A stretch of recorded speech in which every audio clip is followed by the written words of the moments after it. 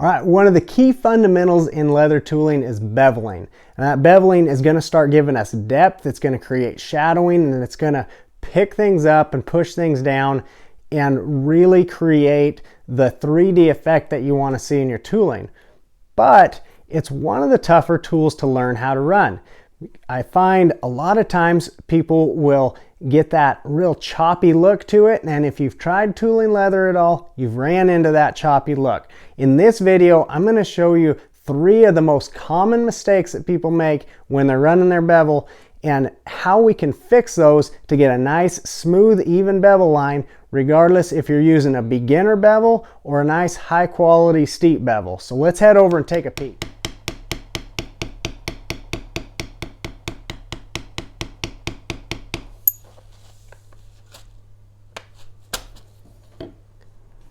Okay, whether you're using an extra steep Berry King, really nice bevel, or one of your beginner kit bevels here with a little coarse checkering on there, there's going to be a difference between a nice smooth bevel line, what we're after, or some of these common mistakes that I see people make when they're getting going. So first, let's talk about what it takes to make a nice smooth bevel line.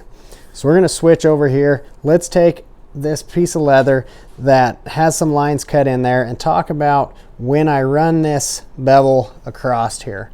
Now when I go fast, it may look like I'm just dragging that bevel across, but let's slow it down and look at what I'm actually doing. I'm hitting that once, and then I let it pick up out of the leather, move over slightly, not all the way, but just slightly, and I hit again. Come out, move over.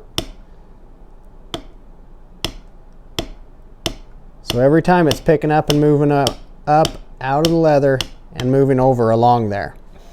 All right, let's start looking at what some of the differences are. For one, we can compare that nice Berry King XX steep checkered bevel to this is the beginner kit bevel. I can run that bevel the same way. Now it gets a different look. There's more shadowing cast out over there, but I can still run a smooth bevel line with this bevel. But either bevel we use, we can run into 3 super common mistakes. The first is that we move that bevel too far. Okay? We hit that bevel, but then moving it a full bevel length.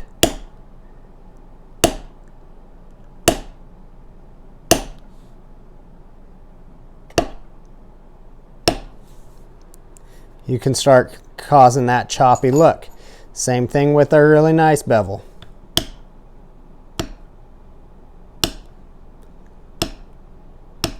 I can still cause that choppy look by moving that bevel too far.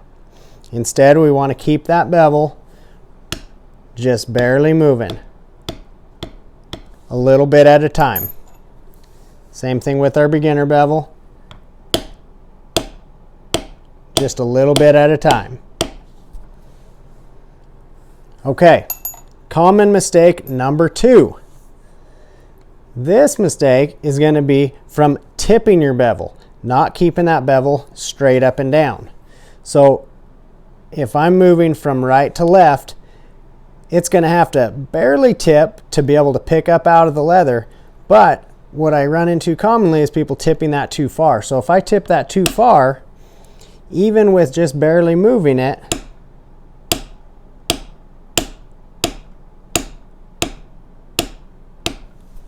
you can see where we're getting really choppy there. So the cure, make sure you get that straight up and down as you're walking that.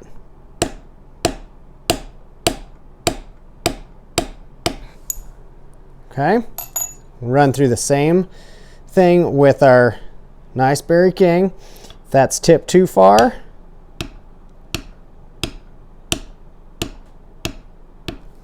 we can cause a choppy look to that. Straighten that up.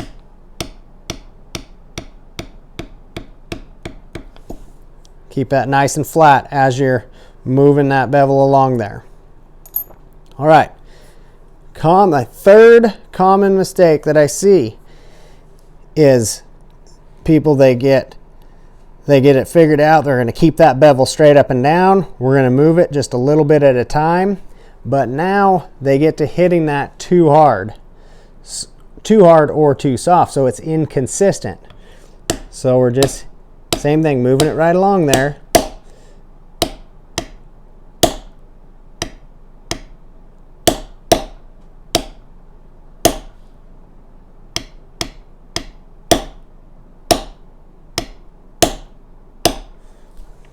But with the inconsistent for how hard you're hitting with your mallet, it gets that different burnish and starts looking choppy. You can do the same thing with